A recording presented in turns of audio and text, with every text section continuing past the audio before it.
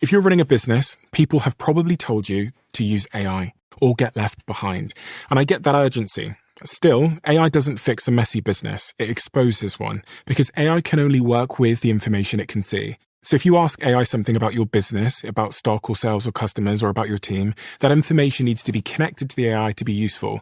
That's the idea behind NetSuite by Oracle, the sponsor of this episode. NetSuite is the AI-powered business management suite that securely connects your financials, your inventory, your commerce, your HR, and your CRM into a single source of truth. And with NetSuite Next, AI is built into that connected system. It can surface useful insights, help with routine work, and let you ask questions about your business in plain English. For the first time ever, you can try NetSuite Next for free if your business is generating 7 figures or more. Just go to netsuite.ai/Bartlett. That's netsuite.ai/Bartlett.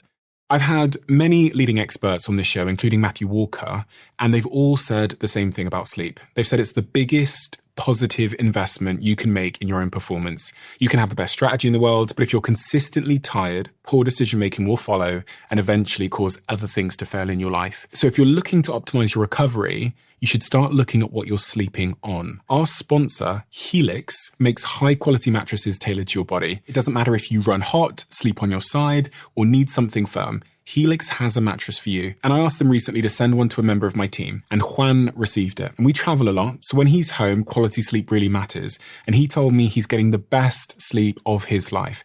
And the data backs it up, with 82% of people in a Helix study saying they saw an increase in their deep sleep. And with a 120-night trial, you've got 4 months to prove it to yourself. You can get 27% off at helixsleep.com/diary. That's helixsleep.com/diary. Financial stress on the parents translates into physiological stress in the children. They didn't inherit anything in terms of a disease. They're just reacting to the environment. People call Dr. Gabor Mate the people whisperer. Legendary thinker and best-selling author. He's highly sought after for his expertise on addiction, stress, and childhood development. The evidence linking mental illness and childhood adversity is about as strong as the evidence linking smoking and lung cancer. And the average physician doesn't hear a word about that. It's astonishing. I can give you the example of Donald Trump. I mean, his father was a psychopath. You are the enemy of the people. Go ahead. For him, these were not choices so much as survival techniques, and that's the mark of a traumatized child, a denial of reality. What do I have to understand about your earliest years to understand you? My grandparents were killed in Auschwitz, and my mother and I barely survived. And then my mother, to save my life, gives me to a stranger. The sense I get is that I'm being rejected and abandoned because I'm not good enough. How did that rear its ugly head throughout your life? Any number of ways. See, trauma, as I define it, is not about what happens to us. It's about what happens inside of us as a result of what happens to us. It's costing us in terms of our physical health, our relationship, our mental health, and so on. How does one go about correcting that? It's a multi-layered answer. First of all, without further ado, I'm Stephen Bartlett, and this is the Diary of a CEO. I hope nobody's listening, but if you are, then please keep this to yourself.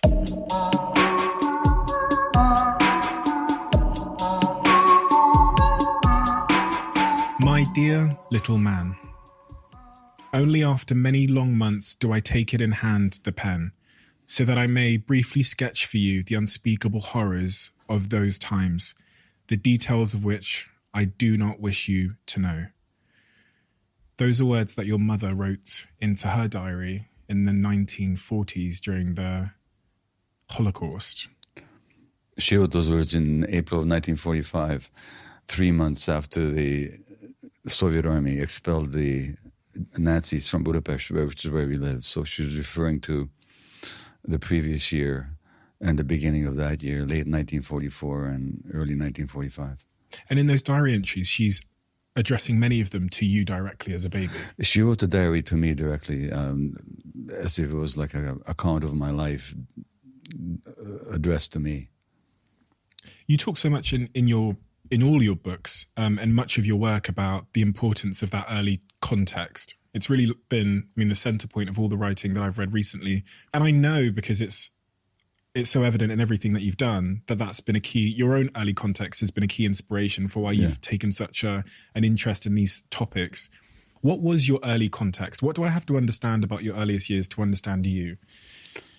So it's just a fact about human beings that the template that forms us will affect how we see the world, how we understand ourselves, how we relate to other people. And that early template is our earliest months. Even in utero, already in the womb, we're being affected by the environment, but certainly in the early years when our brain is being formed and our personality is taking shape. And so that forms our worldview. Now, my worldview was, in my sense of self, was shaped by the fact that at 2 months of age, when I was 2 months of age, the German army occupied Hungary. Hungary was the last country in Eastern Europe where the Jewish population had not been exterminated, and that was our turn. The day after the German army marched into Budapest, which was March the 19th, 1944, the day after, my mother called the pediatrician to say, would you please come and see Gabor, because he's crying all the time. And the doctor said, of course I'll come, but all my Jewish babies are crying. And so that the fact is that when mothers are stressed or in pain, the infant feels all that and takes it personally, and it becomes part of their template for how they view the world.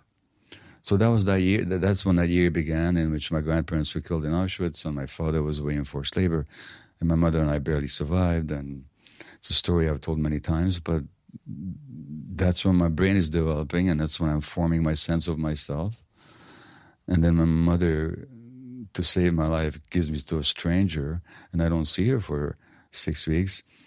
The sense I get is that I'm not wanted, and I'm being rejected and abandoned, and because I'm not good enough. That's how my life began. So your mother gives you away for 5 to 6 weeks in order to sort of save you from starvation in a ghetto that she was going to, right? That's right. This is after your grandparents were killed in Auschwitz by the Nazis. How do you know in hindsight that moment of those 6 weeks created that sense of abandonment in you?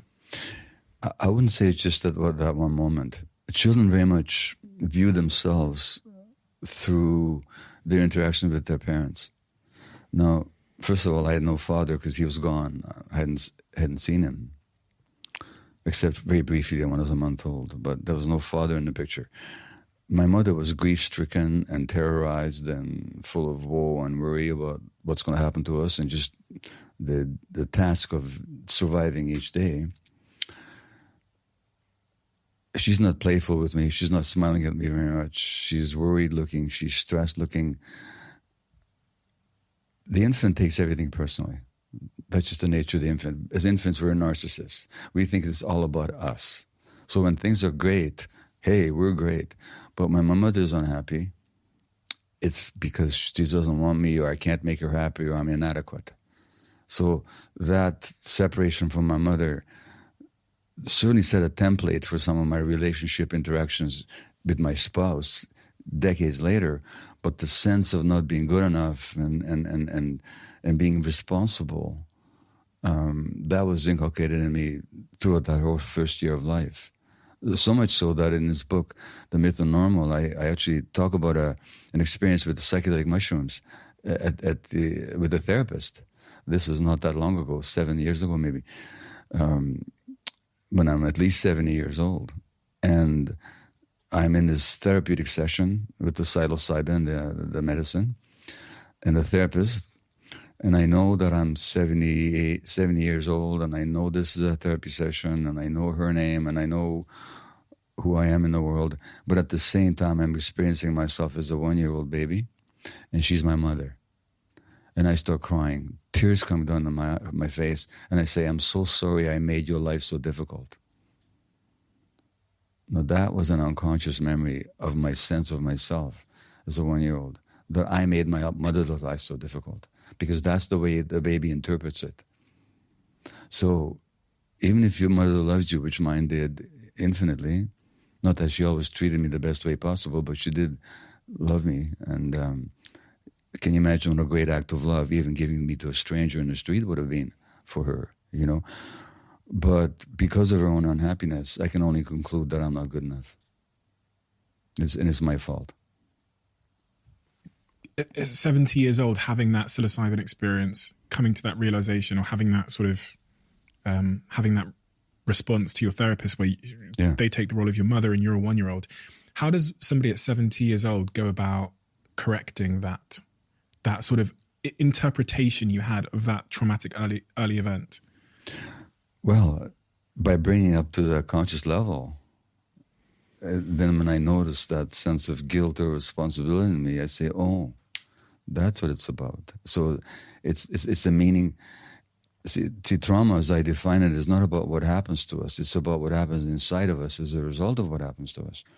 And so the wound and trauma means wound. So the wound in this case is my sense of deficiency or not being good enough, not being worthy enough. Once I realize that, oh, this has got nothing to do with anything except this interpretation that I made of my own experience all those years ago, then when I notice it, I can no longer believe it. I don't have to any longer be a subject to that interpretation of myself in the world. So awareness is one step. It's not adequate, but it's an essential step towards letting go. That one belief that you weren't good enough, yeah. How did that rear its ugly head throughout your life? It made me a workaholic physician because I had to keep proving my worth. And it doesn't matter. Now, I don't know if you ever had an addiction, but the nature of it is that we're trying to get from the outside something that only can arise and fulfill us from the inside. So when you're looking at it from the outside, it's addictive because you get it temporarily, but then that internal emptiness, that hole, never goes away. So it has to be filled over and over and over again. It can only be done so temporarily. So it becomes runaway addictive. So then, work becomes an addiction because I keep trying to prove my worth. And it doesn't matter how many times, I may show up in a positive way at the beginning of someone's life, at the end of somebody else's life, or any time in between. It never fills that emptiness that my sense of lack of worthiness creates. So that's one way it shows up. Another way it shows up is if in my relationship I don't feel as satisfied, my wife doesn't please me the way I like her to, then I get angry. But why am I getting angry? I'm getting angry because it's my sense of not being good enough that's being now revealed. It gets uncovered, this self-accusation. But I get angry at her because her job is to make me not feel that. We get into this relationship for all kinds of reasons. Some of them are conscious, some are not. Some are positive, some are come out of trauma. And in my case, I want that relationship to prove to me how good I am. So when it isn't proving that, then I get upset at my partner, Well, except the gap is inside me, not inside. It's not coming from her. So it showed up in my parenting. It shows up all over the place. I mean, I think both of those examples sound a lot like me, especially the first one. Yeah. The second one as well. But in what sense? In the sense that I'm definitely a workaholic. And I think in the earlier phases of my life, I sacrificed everything in this pursuit of becoming a millionaire and having all this stuff and really getting this validation. Sacrificed meaningful connections, everything in the pursuit of this one thing. Well, part of the toxicity of the culture that I talk about in this book is that it actually rewards that kind of emptiness or that desperate seeking to fill that emptiness because you get rewarded. You make a lot of money. A lot of people admire you. You get to feel good about yourself. Mind you, my guess is that good feeling is only temporary. At least if my example is any guide, that feeling good because somebody from the outside values you is only a temporary salve for the wound that's inside. But the world actually rewards it. So you're a workaholic doctor, great, you make more money, and all these people respect you. Meanwhile, you're hollowing yourself from the inside, and you're not available for your family. So that's part of the craziness of this culture. And it's like the hedonistic treadmill in a sense, because you just enough is never enough, as that's you right. say. Yeah. So the last achievement needs to be surpassed by a greater achievement for me to get an applaud or a clap. I've never really made the connection that the reason why I'm a workaholic is because I am trying to prove to the world that I'm enough, but I think that it's entirely true. Yeah. So in your case, like race and class in this society of inequality are certainly potentially traumatic inputs, as I pointed in this book, and you know, to the degree that it affects people's physiology, you know. But also then, I don't know your family origin or what kind of relationship you have with your parents, but there also may have been a sense, like I got with my mom for, you know, reasons, and for whatever might have happened in your family, maybe you got the sense as well that even in your family of origin, you weren't good enough somehow. So my mum would scream at my dad for like 7 hours a day, and my dad would just sit there. Okay. And so my early memories of like looking at my mum and dad are this kind of violent verbally, not like physically, this incredibly stressful screaming, one person screaming at the other. Yeah. That's what I remember. But from reading what you've written in this book and from what you've said now, I actually might have learned that I was the problem to some degree. Children interpret it that way. That's just the whole point. That's what I mean about kids being narcissists. I don't mean that in a negative sense. I mean, actually, they think it's all about them. So if your mother is unhappy, it's your fault, you know, and you're not good enough. So then you have to go out there and work to prove to the world and to yourself that you're good enough. So that, going back to your first question about how these things show up in our lives, that's how they show up. And so 12 years old, you emigrate to Vancouver. Yeah. By 28, you join the medical profession. Yeah. And you spend the next 32 years, roughly, working in medical practice? At 28, I went back to medical school, actually. I took a detour. I was a high school teacher for a while. And then I was 27, 28 when I started medical school. At age 33, I think I began my medical career of 32 years. And in those 33 years, what was your practice? What did you specialize in? What did you focus on? So I was a family physician, which meant I delivered a lot of babies and I looked after people's problems from beginning to the end of life. I also worked in palliative care. I was the director of a unit at the hospital, which looked after people with terminal disease. And that was 22 years or so of my practice, 22 years. And then I switched gears altogether and I went to work in the downtown east side of Vancouver, British Columbia, which is North America's most concentrated area of drug use. We have more people coming from anywhere in the world are shocked by what they see there. Thousands of people in the streets injecting, selling, using, inhaling, ingesting drugs of all kinds, and people are suffer the consequences of drug use in a society that doesn't understand drug use, so it punishes it and excludes it, ostracizes it. So people get HIV from dirty needles and hepatitis C. So this is the population. Often they're homeless. So that's the population I worked with for 12 years till the end of my medical work. That experience working with patients that were in palliative care. Yeah. So that's, for anybody that doesn't know, that's patients that are approaching the end of their life, that have terminal illnesses and that are aware that they're going to die. What did that experience teach you? It took an acceptance of one's lack of omnipotence as a physician. Because you go into you want to cure people, you want people to heal. And now it takes a tremendous acceptance to say, you know, we've reached the limit of our knowledge. And that doesn't mean we can't help people, but we certainly can't cure them. You know? And so it taught me how to be with the inevitable. And when you're working with people who are in the process of dying, I mean, by the way, who isn't in the process of dying, you know, but people whose time is more limited than the rest of us. Acceptance, you learn a lot of acceptance. It challenges you to do your best when you know your best isn't going to be saving anybody's lives, but it's to help people live a life of as little suffering as possible and as much dignity as possible. So it really challenges the best parts of you to show up. Patience, acceptance, intuition. Personally, it taught me a lot to listen to people. Interesting enough, people really want to be heard when they're dying.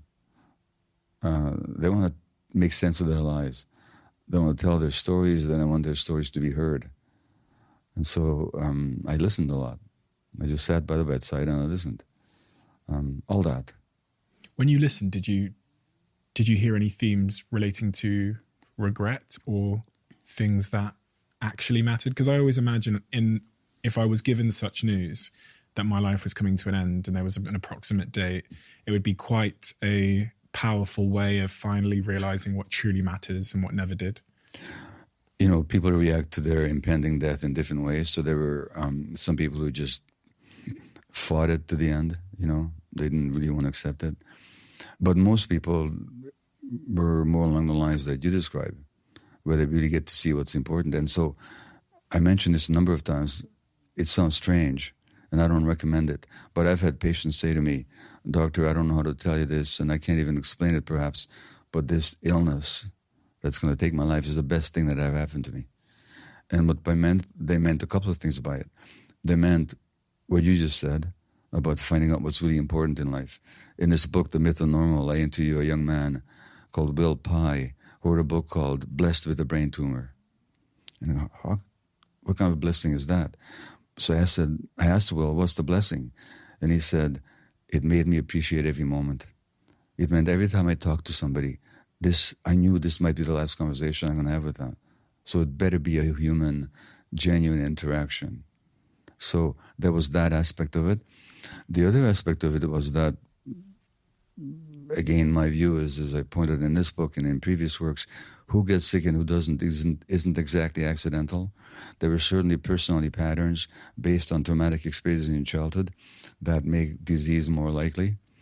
And people very often realize that throughout their lives, they had abandoned who they were. They lived a life that wasn't meaningful for them. And on death, they reconnected with themselves in an authentic way. And that seemed to be worth a lot to people. Again, I don't recommend that way of going to reconnect with yourself, but people have I certainly saw it. So those are the two big lessons. After your 33 years in medical practice, you described that you had you kind of tuned into a creative calling, which was writing. Well, I began to write when I was a physician. So Okay. My first book on ADHD, after I was diagnosed with it, was published in 1999 now. So that was 23 years ago now. So I began to write. And even before then, I wrote, because I wrote columns for newspapers.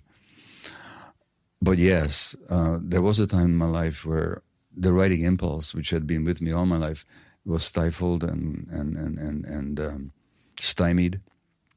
And so was I, because I had this frustration. In fact, I had this sense that there's something I needed to express, but I didn't know what and I didn't know how. And at some point I realized, oh yeah, I need to write. So that began before I finished medical practice, but it certainly has been essential to my ongoing unfolding as a human being.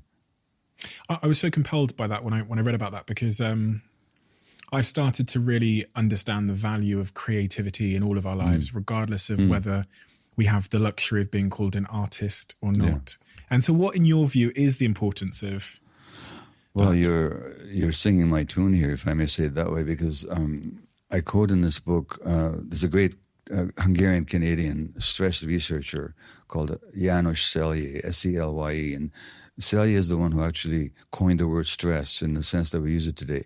And he's the one that showed in the laboratory how stress diminishes the immune system and disorganizes the hormones and ulcerates the stomach and all this kind of stuff. But Selye also said, and I quote him here, what is in us must out. What is in us must out. That we all have to follow our creative urges in the way that nature prepared for us. Otherwise, we can be hopelessly hemmed in by frustration. I'm paraphrasing him very closely. So we are created in the image of God. I mean, as you know, whatever your religious views are, but that sense that we're created in the images of God means that we are creators, because the essence of God is creation. In fact, we call God the creator, and we call the result of that creation. If we're created, and if we're offshoots of that creative dynamic in the universe, then it means that it's in us to create, and whatever form that takes. I mean, you know, you don't want to see me do art, unless you... I can do a pretty good stick figure, but I'm married to an artist. So that creativity doesn't have to take the form of formal art, but it does have to take some flow of something that's inside you that needs to come out. Otherwise, as Celia says, you get hopelessly hemmed in by frustration. And so in that sense, everybody's got that creative urge, and that may take the form of social intercourse. It might take the form of gardening, I don't care, communing with nature, athletic expression, I don't care what. But there's somebody, everybody's got it. And if people don't realize they have it, it's only because life has hemmed them in and they're too busy. And sometimes they are trying to make a living or trying to survive or too disconnected from themselves. But it's in all of us. And to the extent that we don't give it expression, we suffer. One of the things that really hems it in is the prospect that we might not be good at it, because we think to express ourselves creatively, we kind of join a competition of sorts. And that's a trap we can fall into. So if I'm going to DJ, I need to become a good DJ, but in social comparison, or else I don't want to.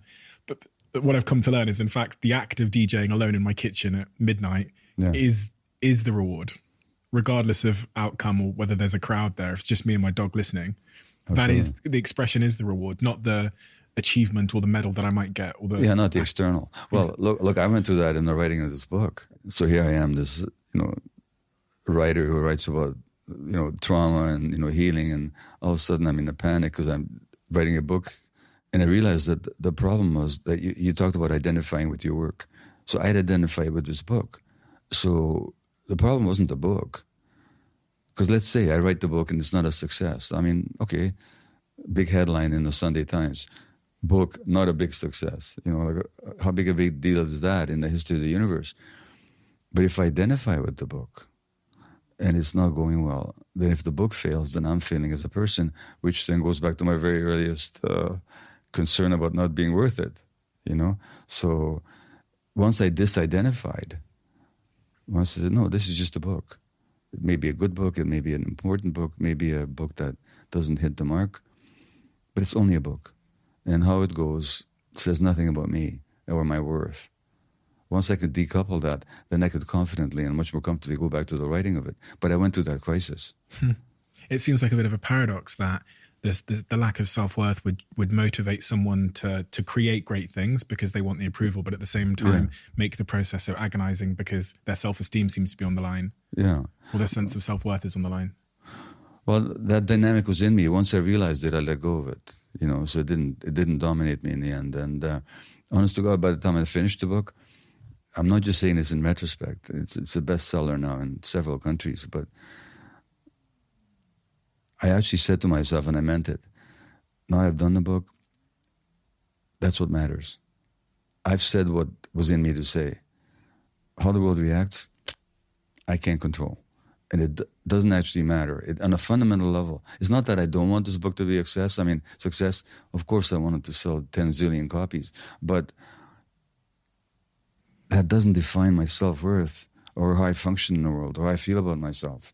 Honestly, it does not. And I understood that by the time I finished working on it.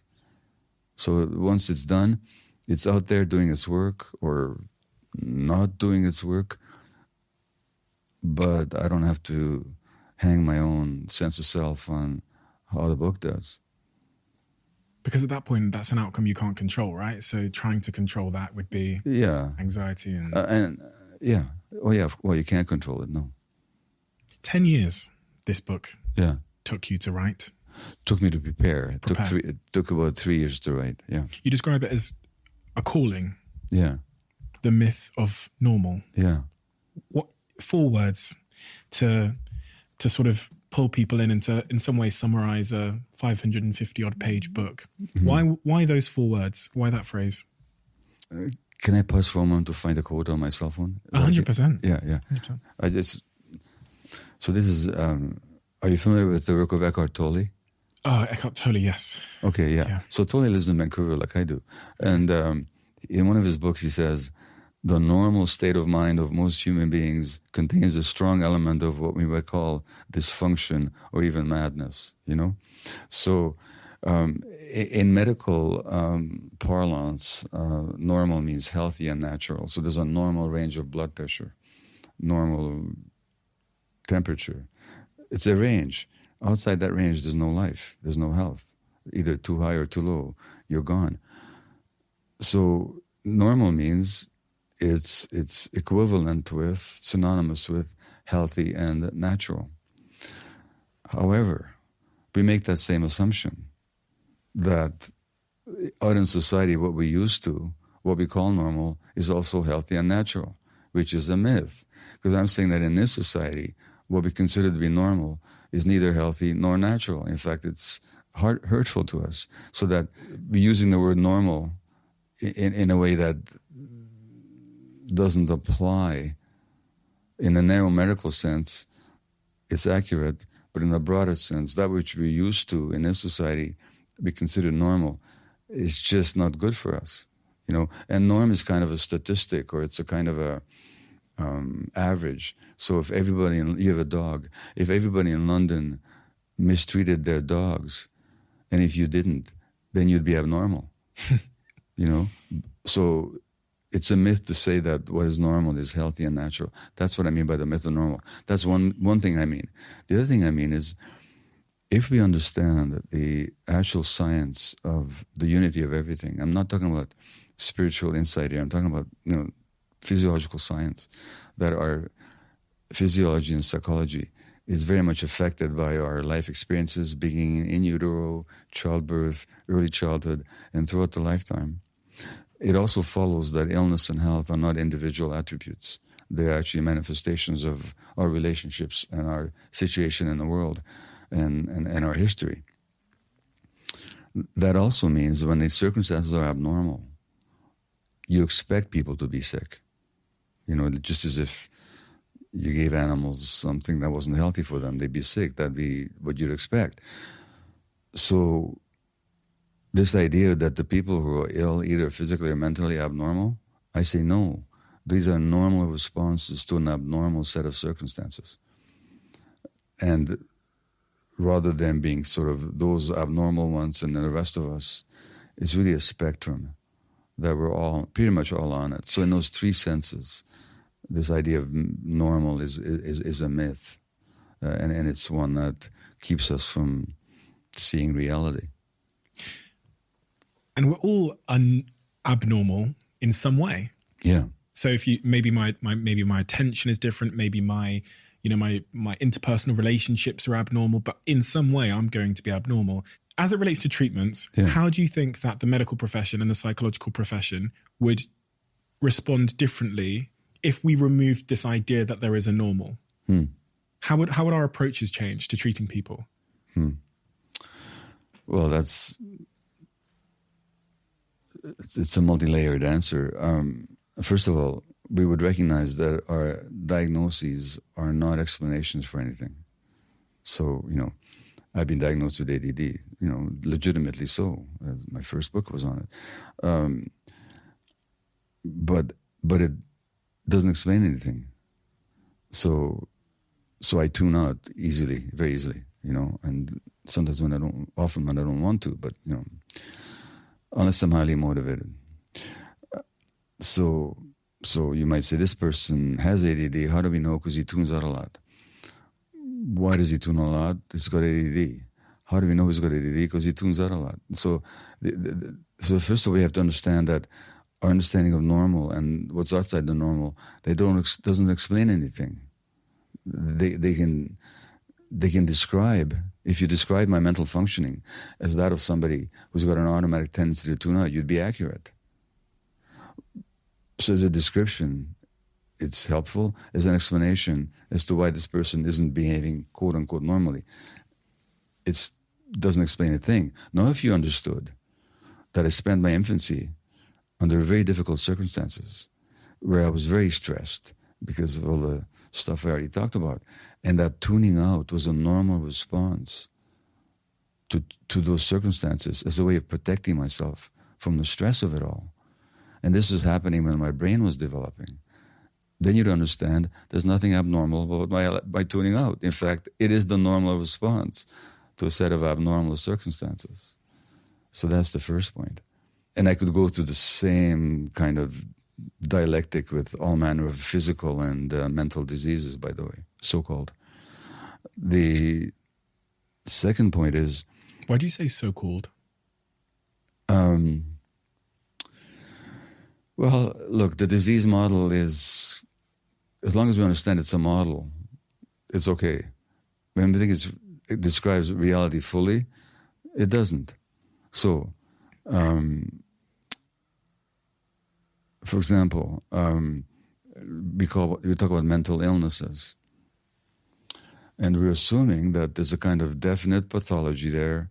Just as in rheumatoid arthritis, you can describe the inflammation of the joints and the blood levels of certain antibodies being abnormal and hormonal levels being disturbed.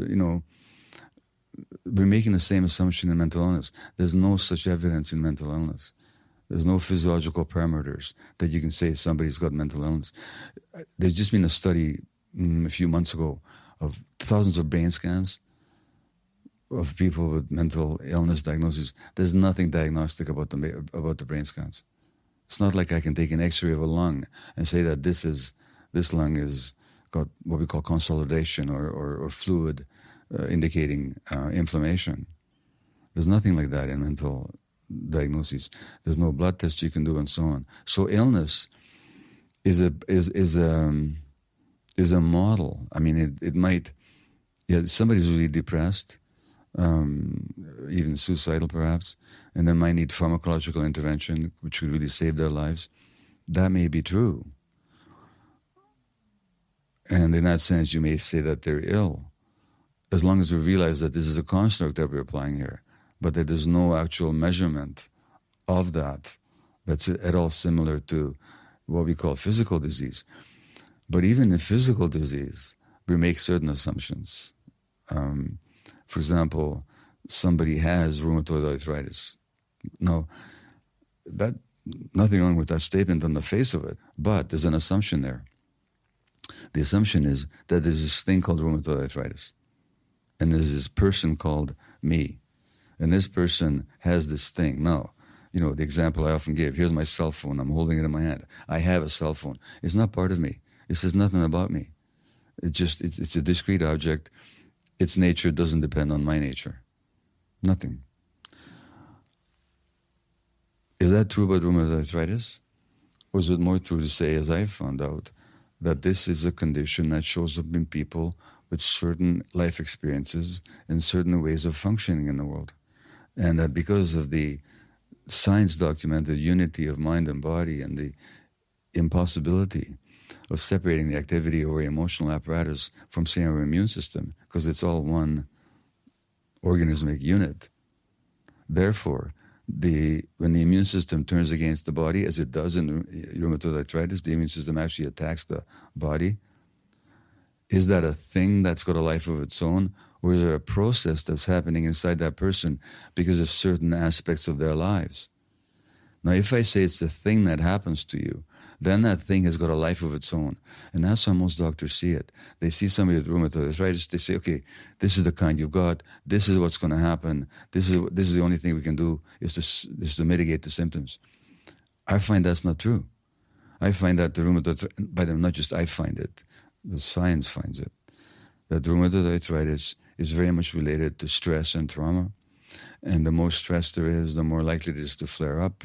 And if people deal with that stress, if they know how to prevent it, their illness abates.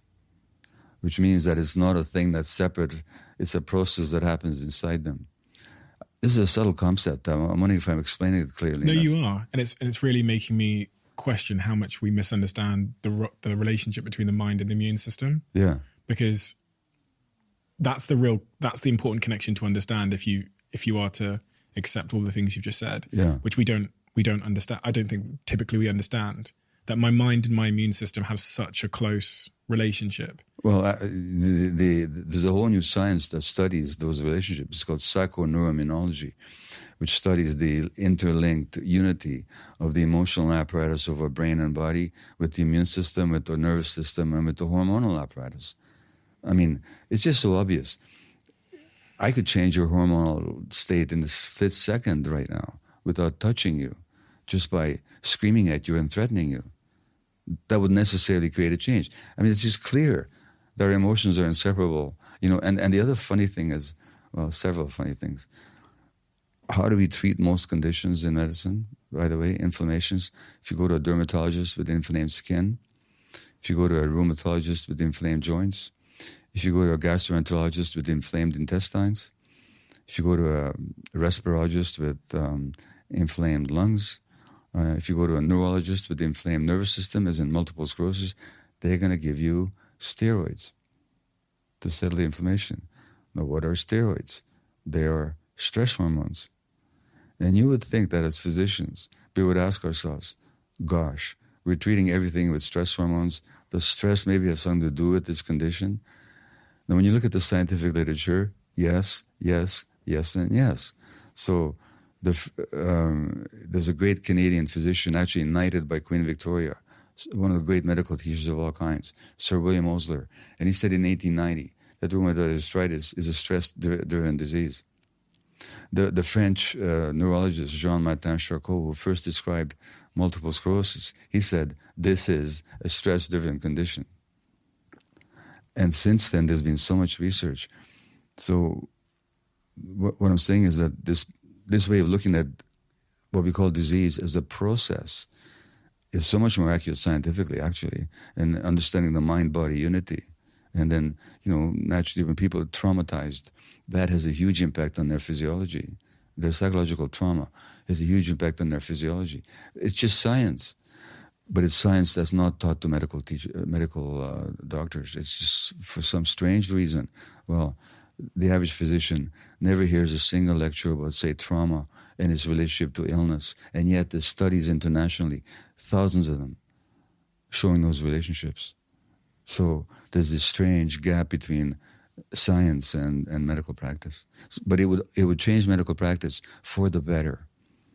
Because what would happen if you went to a physician and you presented with your symptom, and they'd say, okay, look, we'll give you such and such medication to deal with your symptoms, and then let's look at your life in the context that you live it and see how that the stresses that you may be taking on, the traumas you may be carrying, might be affecting the physiology of your body.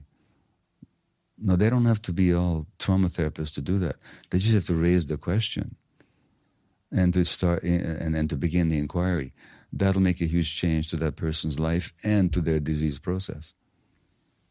And clearly to their kids' lives as well, because I remember reading in your book about the study with the rats. Yeah. And how they... Could you tell me about that study, how the stress study with the rats, and how the parents' treatment of a child impacted their stress response, and then also they passed that on, which I thought was staggering. Yeah, that was a very interesting study. It was done in Canada at McGill University. I think maybe sometime in the last 20 years, early 2000s, I think. And they looked at how mother rats interacted with their infants, their newborns. And there's this process called grooming, in which the mother rat licks the infant or in the perineal or perianal area, in the genitalia. This is shortly after birth. These mother rats just start licking their infants. Some mother rats did it in a more efficient and caring kind of way than other mother rats. Those that had the better kind of caring, the better kind of grooming, grew to be calmer and responded to stress in more functional ways than those little rats who, as neonates, had not been given that same kind of efficient and quite as caring grooming. And what they found that in the brains of those adult rats who had been groomed one way or the other as infants, the stress apparatus was different, certain receptors for the stress hormones. So one of them could calm themselves more easily than the other. What was interesting is, you might say, well, so what? That's just genetic. The calmer mothers passed on their genes to their infants. No, they didn't. Because if you took the infants of mothers who groomed beautifully and put them with mothers who didn't, and conversely, you took the infant rats of mothers who didn't groom so well, but you put them with mothers who did, It changed. It changed the brain for the adult. It changed the brain. It changed the genetic functioning, not the genes, Okay. but the genetic functioning. This is called epigenetics, how genes are turned on and off by the environment. And then those rats who were groomed well as infants, doesn't matter what the original mother was, but those rats who were groomed well, they went on to groom their infants in exactly the way they'd been groomed. So this is how we pass on our parenting stuff from one generation to the next, both behaviorally, but also through the turning on or off of certain genes. So in essence, how nurturing our parents were has a big impact on our own ability to handle stress positively or negatively. Oh, absolutely. And then we pass that down to our how children. stressed our parents were, how they reacted to our own stresses as infants. That has everything to do with how our brains handle stress later on. And so some people just don't handle stress very well. They don't handle the frustration very well. You should have seen me this morning at the hotel when the swimming pool didn't open in time, But I was a lot better than I might have been years ago, But yeah, our stress responses are very much programmed by our early developmental experiences. Speaking about our early experiences, the first word in the sort of subtitle of your book is the word trauma. Yeah. It's a word that I've talked about a lot on this podcast, and I've had a lot of people here that have opened up about their traumas. How do you define trauma? I know society's defined it in its own way, but how do you define it? The word. I define it very specifically. It's not something bad that happens to you. It's not that. I went to this movie last night and I was traumatized. No, you weren't. You were just sad, or you had some emotional pain, but you weren't traumatized. Trauma means a wound. That's the literal meaning of the word. It's a Greek word for wounding. So trauma is a psychological wound that you sustain, and it behaves like a wound. So on the one hand, a wound, if it's very raw, if you touch it, it just really hurts. So if I have a wound around not being wanted, then, or the belief that I'm not, then decades later, if anything reminds me of that, it hurts as much as it did when I originally incurred the wound. So in one sense, trauma is an unhealed wound that touched, we get triggered. That's what triggering means, by the way. Some old wound gets activated or touched. And the other thing that happens to wounds is that they scar over. And scar tissue has certain characteristics. It's thick. It has no nerve endings, so there's no feeling in it. So people traumatized disconnect from their feelings. Scar tissue is rigid, it's not flexible, so we lose kind of response flexibility. So when something happens, we tend to react in typical, stereotypical, predictable, dysfunctional ways because of the rigidity. And scar tissue doesn't grow like healthy flesh. So people who are traumatized tend to be stuck in emotional states that characterized their development when they were traumatized. So when somebody says to you, "Don't be such a baby," it doesn't sound very pleasant, but there's some truth to it. It means that you're probably reacting according to the lines of some wound that you sustained as an infant, and now you're reacting as if that wound was happening all over again. This is what one of my friends in the trauma world, Peter Levine, calls the tyranny of the past. So something happens in the present, and we react as if we're back there in the past when this first happened. And we're not in the present moment at all. And I was trying to figure out how many people, as a percentage of the population, have trauma. But then I read this stat that 60% of adults say that they've had a sort of a traumatic early upbringing or whatever, or traumatic events from their childhood. But then I thought maybe everybody has trauma. It depends on how we understand trauma. So if we understand trauma as only the really terrible things that happen to people, which do happen to people. In the book I talked about a British friend of mine now living in Canada. They are a yoga teacher and a meditation teacher and a psychologist and an artist, actually. And they grew up in some orphanage here in Britain where they were racially taunted every morning. Words that are in the book by her permission, which I'm not going to cite here publicly. And that gave her a sense of deficient, a sense of self, that I'm just not good enough, that I don't belong, and so on. There's those obvious traumas, or the obvious trauma of being sexually abused. So men who are sexually abused, according to a Canadian study, have triple the rate of heart attacks as adults. and all kinds of physiological reasons why that should be the case. So there's those self-evident big T traumas that we call big T trauma, T with a capital T, trauma with a capital T. There's a certain percentage of the population, much larger than we think, subject to that. If you include all the known factors such as physical, sexual, or emotional abuse, spanking, by the way, has now been shown to be as traumatic as harsher forms of physical abuse. Spanking, which is still recommended by so-called experts, who shall remain unnamed for the moment. The death of a parent, violence in a family, parental violence against each other, a parent being jailed, a parent being mentally ill. Did I say a parent being addicted? A rancorous divorce. These are the identified big traumas, big T traumas. Not to mention poverty, not to mention extreme inequality, war, and so on. But then, if you remember that trauma is not what happens to you, but what happens inside you, it's the wound.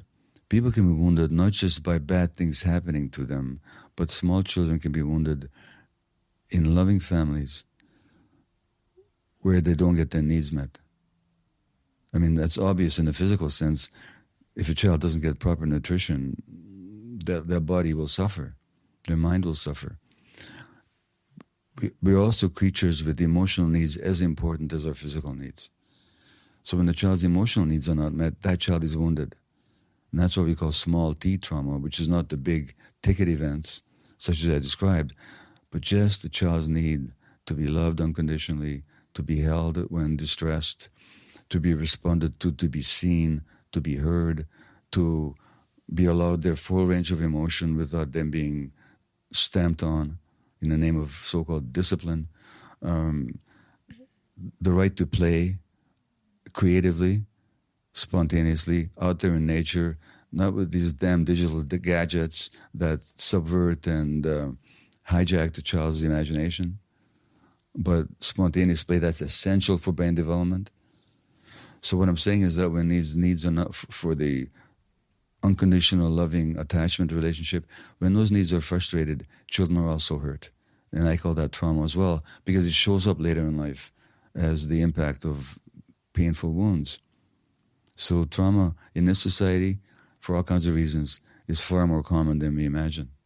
From sitting here and speaking to, I don't know, somewhere over 100 different people that come from all walks of life, but specifically people that are successful in their industries. And you talked about, how an anomalous early upbringing can create sort of abnormality in an adult. A lot of the people I sit here are successful because of some kind of abnormality, or at least their interpretation of some kind of early event that caused them to have some sort of abnormal belief about themselves, that they're not enough, so they become a billionaire or a gold medalist or whatever it might be. Yeah. One of the things that I thought I could predict is, I thought after doing 100 episodes, if they told me the traumatic event they'd been through, I could predict the outcome in them. But there's a disconnect there because, I'd sit here with a guest who went through one of your capital T traumas, like domestic violence. Yeah. And one of them might become incredibly angry. Yeah. And one of them might become the most peaceful, loving person I've ever met. Yeah. And that taught me that there's this thing in between the event, which is what you call interpretation. Yeah. And I found that that kind of makes it really difficult to diagnose. Well, no, look, so the two examples you gave, that really peaceful person may be really peaceful for genuinely good reasons, such as they've found the milk of human love flowing through their veins and they've had some spiritual reconciliation with the world, or they may have genuinely learned compassion for themselves and others. But they could also be very nice and peaceful because they're suppressing their healthy anger, because they're actually sitting on their rage unconsciously, which is going to show up in the form of some kind of health manifestation, I guarantee you, later on. So you can't tell from the outside without asking some questions. Or I can give you the example of a Donald Trump who had a really traumatic childhood. I mean, his father was as described by his psychologist niece, Mary Trump, Trump's father, who is Mary's grandfather, was a psychopath and who really demeaned and harshly treated their children. So Trump decides unconsciously that, by the way, I'm not talking about his policies here. This is not a political debate. And in the book, I point out that his opponent was also traumatized, Hillary Clinton. So this is a ecumenical view of trauma in politics. I'm not choosing sides. I'm just saying that you can see his trauma in every moment he opens his mouth. His grandiosity, his need to make himself bigger, more powerful, aggressive, and he's as much as said in his autobiography that the world is a horrible place, a dog-eat-dog place, where everybody is after you. Everybody wants your wife and your house and your wealth, and this is your friends, never mind your enemies. But that's the world he lives in. Now, that world that he lives in reflects his childhood home. He developed that worldview. He came to it honestly, you might say, because that's the world that he lived in. And he gets to be really successful in this crazy world. You know, financially, although people question, you know, was he really as big a success as he says he was? But he certainly was successful politically, if by success you mean the attainment of power.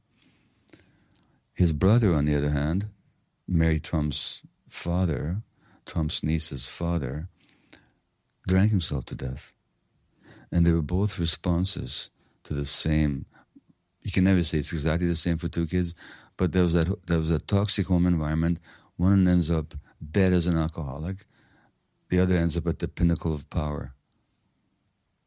And when I look at them both, I see dysfunction there, significant dysfunction there. So one of the consequences of that early upbringing was it materialized itself as sort of addiction, and the other got the same psychological reinforcement, or the thing missing from power and work and money. Well, Donald Trump learned that the way to survive is to be aggressive and harsh and competitive and to get the other before they get to you, which is a faithful reproduction of his early childhood experiences. So for him, these were not choices so much as survival techniques. And when they talk about his lying, well, I don't know when he's lying and when he's not, but my sense is that often he actually believes what he's saying. And actually his biographer, or the person who co-wrote his quasi-autobiography called The Art of the Deal, this writer says that he's never met anybody who's so capable of believing something that's not true to be true if he wants it to be true. Now that's the mark of a traumatized child, you know, a denial of reality. It is an inauguration. There was a certain number of people that came to he couldn't stand it that there weren't as many people there as came to Barack Obama's inauguration. There were a much smaller number of people there. He created this reality where many more people came to his inauguration. Now, what age behavior is that? That's a 4-year-old where more kids came to his party than my party. That can't be true. But that's Donald's way of dealing with reality. It's not a moral failing as such. That's how he survived. And these survival mechanisms then get to form our personalities. And again, in this world, sometimes they pay off in certain ways. Is that often the case with pathological liars? They've learnt to lie as a way to survive. Oh, absolutely. The German philosopher, writer Nietzsche, Friedrich Nietzsche said, people lie their way out of reality who have been hurt by reality. And so I've lied. You know, like when I had my shopping addiction, I lied every day to my wife. You know, and even afterwards, when she stopped trying to change my behavior, I said, just tell me. If you're going to shop, you're going to spend another $1,000 on music. Just tell me.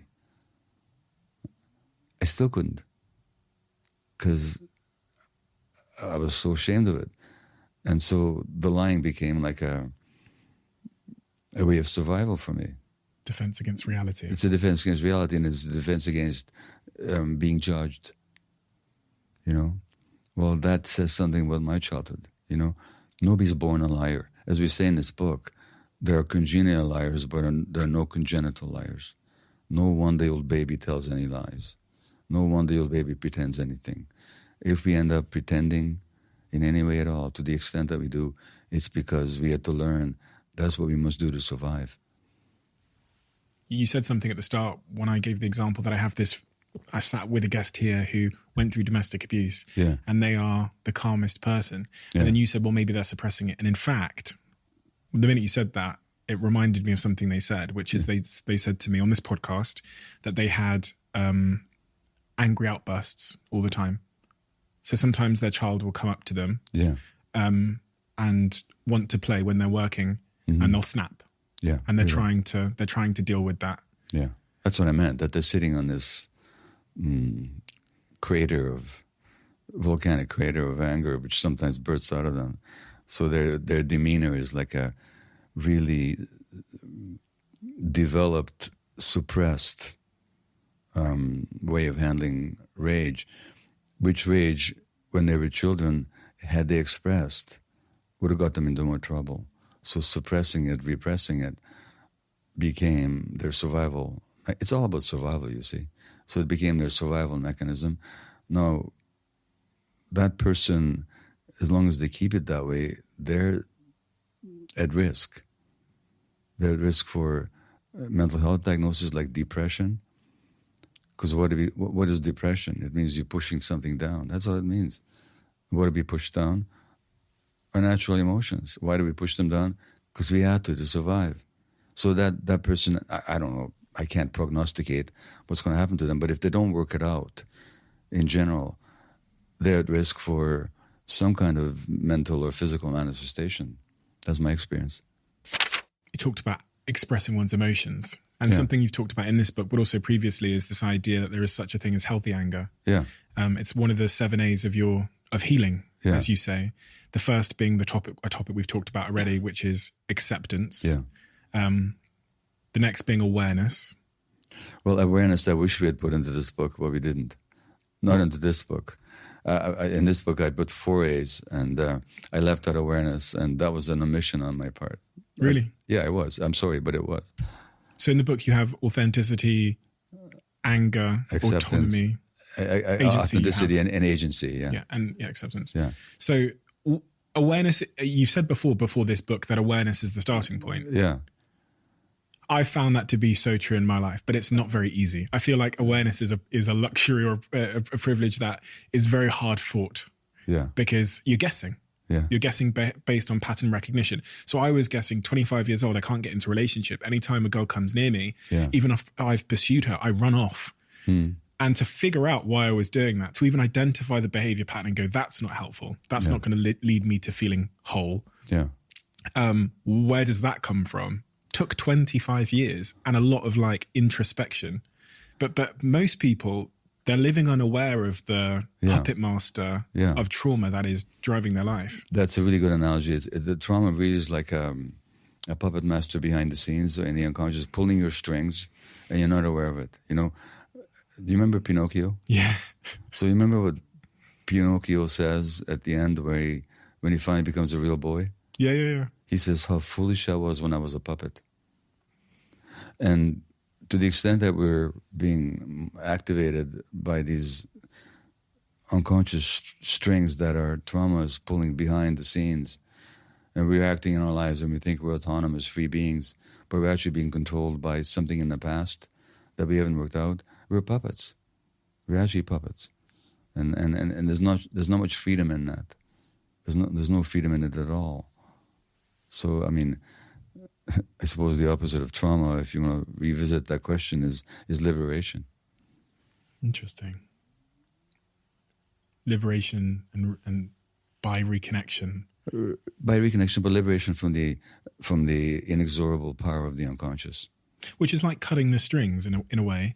Kind of brings me to, there's kind of 2 ways I want to go with that. But the first question I have about trauma and the puppet master analogy is, do we ever really cut the strings? Or do we just kind of learn to pull against them when they try and tell us to do something with more force than they're exerting in the opposite direction? That doesn't work very well, pushing against it, because they're still reactive. You're still not in charge. You're just in automatic resistance mode to something. There's no freedom in that either, you know? So still So, yeah. But awareness that you mentioned is huge, because once you're aware that there's this... See, the thing about these strings may not fray right away, but once you're aware that, this reaction of mine, it's not about what's going on right now. There's something old being activated here. That awareness alone weakens it slackens the strings a bit. Now they're no longer as taut. They're no longer as automatically capable of pulling on you. So it does have to begin with awareness of them. Ultimately, if we realize that this puppet master is just a desperate little person trying to get you to survive, the only way he, she, they knew how when they were small, if you make friends with it, but we relieve it of its duties, saying thanks very much, but I can handle it now, it eventually becomes our friend rather than sort of our master, you know? On that first step of just acknowledging, just understanding that there is a puppet master there controlling us, and exactly which strings that puppet master is pulling in our lives, how does one go about awareness, the process of awareness? Is it introspection, keeping a diary, therapy? What is it? Well, all that. I mean, all or any. But even when you ask how you go about it, what is the it? Well, for you to say how to go about it, you already must have some degree of awareness. If you didn't, you wouldn't even be asking the question. So that's the very first step of realizing that there's something here to work on. There's something here to work through. It does not need to be the way it is. That already is the biggest step. The Buddha said that to recognize the source of your suffering is the first step towards relieving the suffering. And so as soon as you ask how you go about it, you've already taken a huge step. Because a lot of people don't even know that there's an it.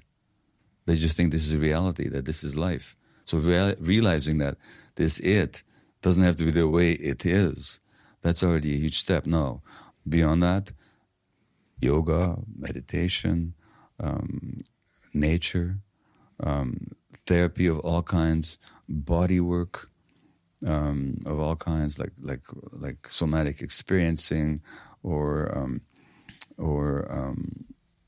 craniosacral treatments, or even massage therapy. It's incredible what can be revealed just through body work like that.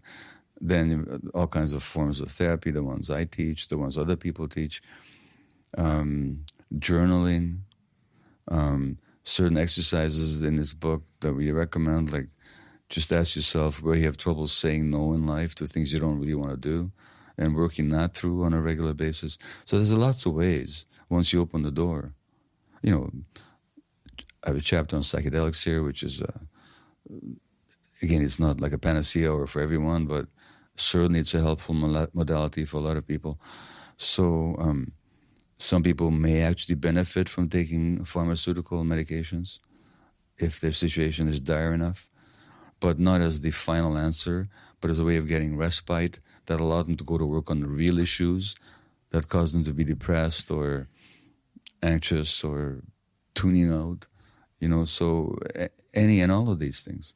A lot of people don't even want to open those doors, though, because there's so much pain associated with maybe going back or revisiting an early experience that they just think it's better keep the doors shut, and get to tomorrow. That's true. To which I have two answers. One is, it's true, it's painful, because all the pain you didn't want to feel and you've been running away from through your compensatory behaviors, like your addictions, are nothing but an attempt to escape from pain. That's all they are. That's all they, they're not a disease. They're not a genetic, whatever it is. Addictions are very simply an attempt to escape pain, which create more pain. But that's what they are. And so we get addicted to work, to sex, to pornography, to gambling, to the internet, to shopping, to eating, to power. On that point, I find it so fascinating. When you mentioned in your previous book that, you classified things like food, social media, shopping, porn and work as types of addiction. That was that in and of itself was a bit of a revelation for me, because I never saw work as an addiction. The minute you said it was, and I kind of link it to, heroin addiction, which is providing a certain psychological or physiological benefit to me. Yeah, temporarily. Temporarily. Yeah. Of course it's a fucking addiction. Of course work is an addiction. Of Well, course I have that addiction. Well, work can be an addiction. Yeah. Work can also be sacred. It can also be fulfilling and a manifestation of your creative urges. But it's not the... But it's strange to say, not that I recommend it, but it's possible even to use heroin in a non-addictive way. I don't personally get it, and I would never want to. But the addiction is never in the behavior itself. It's in your relationship to the behavior. So if the particular activity gives you temporary relief or pleasure, and therefore you crave it, but it causes harm in the long term and you can't give it up, you got an addiction. And I don't care what the activity is. It could be drugs and all the other things that we mentioned. And it employs the same brain circuits, by the way. The workaholic is after the same brain chemical that the cocaine addict is after, dopamine, you know. And people can be even addicted to their own stress hormones, like adrenaline, you know, the so-called adrenaline junkies. There's such a thing, you know. So almost anything can be addictive if it serves the purpose of temporarily easing some distress, but causing harm in the long term. Is escapism the right word to use then for it? Because it doesn't sound as much like we're escaping rather than we are seeking something. We're seeking relief from a certain mental state. Like I just gave you a definition of addiction, so I don't know what addictions you've had or haven't besides, you know, but what did that do for you? Temporarily. It gave you something. It made me feel like I was valid and I was pursuing a sense of accomplishment and validation. Okay, and give you a sense of worth. Yeah, I was worthy. No. Is that something that people need or not? Yes. Yeah, that's a good thing. But the real question is, why did you ever get the idea that you didn't have the worth? Why did I get the idea that I didn't have the worth? That's where trauma comes in. Because I was called the N-word when I was 8 by a kid in school. Exactly. And then no one would speak to me and because that your day. mother screamed at your father. Yeah. You know, I remember that day and very so vividly. all that together. And that's emotionally painful. Like, what's it feel like to be not to have a sense of worth? That's painful. And so that's why my mantra is, don't ask why the addiction, ask why the pain. And if you want to understand why the pain, you have to look at that person's life. And what the benefit of the addiction is. That's something that you say in previous book that I found it's a flipping of narrative where you say we should be asking what the benefit of the addiction is. Well, and like in your case, it gives me a sense of worth. Well, okay, I'll say to you, if you come to me because you say, like, I'm workaholic, it's causing some harm in my life, it's keeping me from intimate relationships, it makes me stressed and tired, whatever it is, it's the first thing I would ask of you is, what is it doing for you? And you say a sense of worth. And I'd say, you know what? You deserve to have a sense of worth. I totally understand why you'd want to engage in an activity that gives it to you. But given that it's causing you harm, let's look at why you don't have a sense of worth and how else you might develop it that isn't harmful to you, you know? So, but you start with what's right about it. What are you looking for? And what you're looking for is always valid. And how would one go about getting that sense of worth? I'm asking for a friend. Well, that would be a matter of some form of work. People who meditate often deal with that issue through the meditation. Not always. Certainly therapy, you know. By recognizing also that what you're doing to get the sense of worth doesn't really do it for you, just by getting honest about it, you know. So there's all kinds of ways, but the first step is the recognition.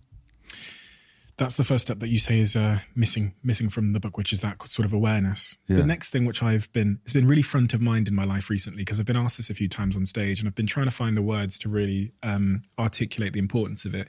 And this is one of your forays in this book about how to heal, is authenticity. Yeah. Really interesting concept, because I've been trying to articulate why the fact that I've just shared all this stuff with you and the fact that I do this every week, I'm getting closer and closer to that sort of authentic self where there's really the mask is kind of dropping on me. Why that's been so healing for me. Why is authenticity such a good way, an important way for us to heal? It's much more than a way for us to heal. It's actually who we are. Like what you're really asking is, Why is it important for a creature to be true to its own nature? Because that's what we're meant to do. We're meant to be here as ourselves, you know. And when we're not ourselves because we had to abandon ourselves or betray ourselves or disconnect from ourselves in order to survive, we lost connections with our essence.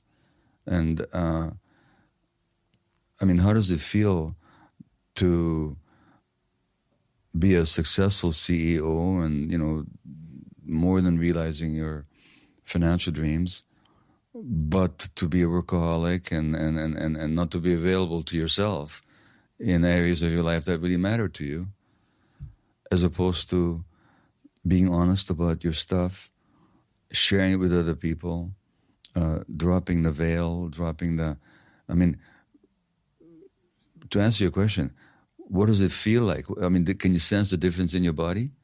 It feels lighter. Well, yeah. Expansive. Exactly. Yeah. Well, that's the answer. Yeah. That's why it's so important. So many of us live inauthentic lives because, as you said, it's either because from an early age we were escaping some kind of, you know, reality in order to help us to survive. Or then the other thing that happens a bit later on in life is we develop an identity, which becomes a career, which becomes a social circle, which becomes a prison of our inauthentic selves. We get trapped in there, you know, because I was good at something, or because so I felt accepted in this job as a lawyer. So I am now living inauthentically as this robot in this prison. And there's often a real perception of risk and loss and danger of trying to get out of that prison, of trying to get close to our authentic selves. We feel like we'll lose our friendship circle. We'll feel like we'll let our parents down who wanted us to become a lawyer. You know, all of these things.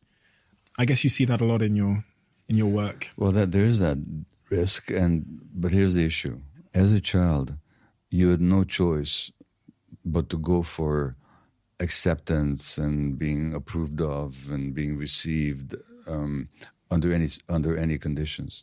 No matter what you had to give up of your authenticity, you had to give up your authenticity. You had no choice in the matter.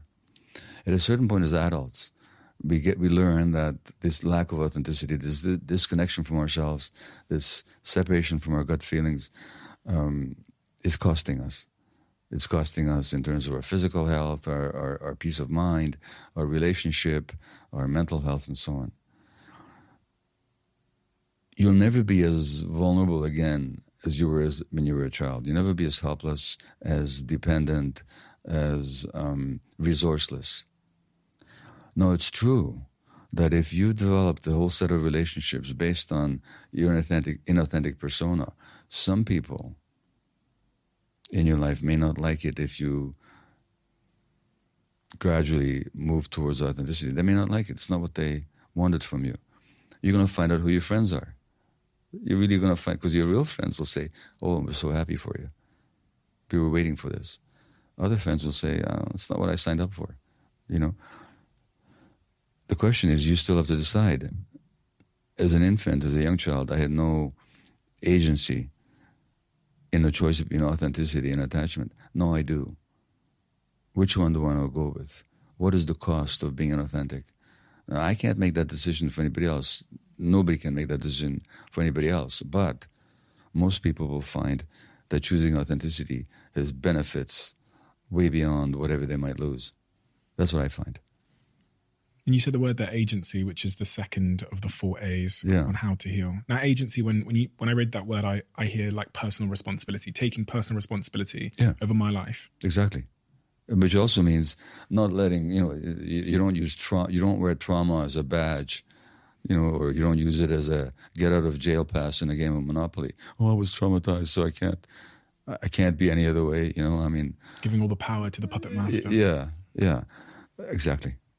So agency means actually I take the responsibility, not for what happened to me, not even how I interpreted the world as a result, going backwards, but how I interpret the world from now on. Do I still want to interpret the world and my role in it based on some decision I made when I was a 1-year-old? That's where agency comes in. Agency also means that if I have any kind of dysfunction or illness. It's not just that I put my hands in the hands of put my fate in the hands of a physician or a healer, but I have agent. I make the decisions. I listen to the advice. I accept some, I don't accept some, but I'm the one who's making the decisions along with what seems right to me. So agency. It's interesting in your work, throughout your work, you use alliteration as a lot as a way to kind of summarize and make ideas really memorable. It really helps. It's an old trick. It's a trick. It's a writing trick, right? Well, it also works, you know, Yeah. the 4 A's or The 4 R's. But I don't want to say, you know, I'm denigrating my work if I say it's a trick. No, it's just something. It's just the way things occur to me. That's all it is. One of the alliteration devices you use is also relates to limiting beliefs and how we can undo self-limiting beliefs with the 5 R's. Yeah. Relabel, reattribute, refocus, revalue, and recreate. Yeah. Now, from what I understood of those, relabeling is the story and the belief that is limiting to us, sort of redefining it. Take something like your workaholism. Yeah. I need to go to work. I need to do this work. Yeah. Relabeling is, I don't need to do this work. I just have a belief that I need to do this work. Okay. So that relabeling just takes a degree of separation from the behavior. And actually, it's true. It's not that you need to do all this work. You have this belief. So relabeling just says it for what it is. By the way, I have to acknowledge that these 5 R's, only one of them is mine. I stole the other 4 from a psychiatrist. That's fine. That's art. I mentioned that in the book, but I find it a very helpful technique, but it was developed for people with obsessive compulsive tendencies. So the relabel is not that I have to wash my hand 100 times. I just have a belief that I have to wash my hand 100 times. That's the context in which it was developed. I think it works for all kinds of dynamics. And then so I've relabeled it.